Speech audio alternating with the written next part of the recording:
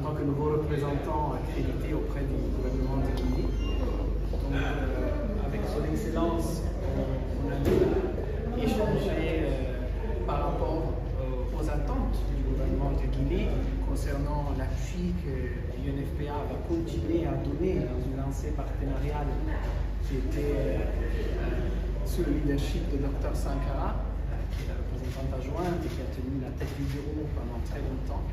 UNFPA reste engagé à côté du gouvernement de Guinée sur l'agenda concernant le mandat de l'organisation auprès des populations. D'ailleurs, c'est le mot-clé, tel que son Excellence me rappelait, dans le nom de notre institution.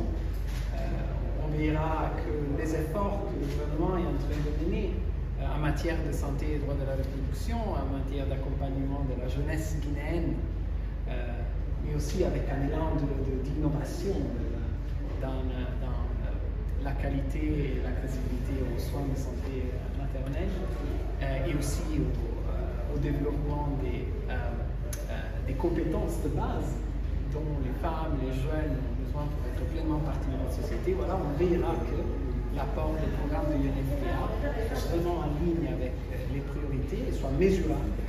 On va garder un fort sens de redevabilité. En tant qu'agence des Nations Unies, on gère des ressources publiques, tel que le gouvernement aussi le fait. On bénéficie d'un appui du gouvernement et donc on est un partenaire de confiance. On aura à travailler de façon très étroite aussi sur des dossiers très importants, tels que celui du recensement général de la population de l'État. Donc, devant moi, je vois des années très engagées. Tel que je le disais à son Excellence, j'approche mon mandat avec un sens d'humilité et de responsabilité, parce que le système multilatéral a été créé par les pays membres vraiment pour faciliter un espace de dialogue, d'engagement et de vision pour l'atteinte des résultats, comme vous le voyez dans mon pins, lié à l'agenda 2030, à laisser personne pour compte et atteindre les objectifs de développement durable, particulièrement dans notre mandat, mais aussi au sein du système des Nations Unies comme agence consoeur de l'ensemble des pays. Recevoir aujourd'hui au nom du président de la transition, le président du CNRD, le chef de l'État, le chef suprême des armées, les lettres d'accréditation du représentant de l'UNFPA, Chounia, en Guinée. Nous avons échangé et je suis heureux de savoir que l'UNFPA s'implique dans notre programme de la transition et au-delà.